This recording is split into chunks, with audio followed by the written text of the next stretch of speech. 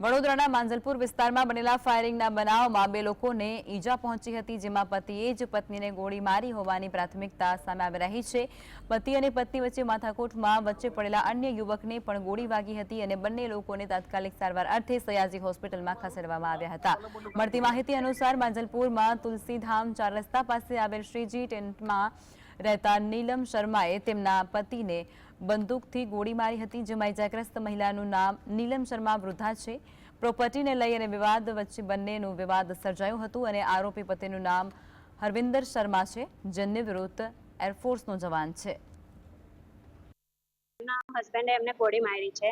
અમે ગયા હતા આજે, એમનો સામાન બધો ફેંકી દીધો હતો આજે લગભગ 9:30 વાગે એમનો સામાન બધો ફેંકી દીધો, એમના હસબન્ડ અને એમના છોકરાનો।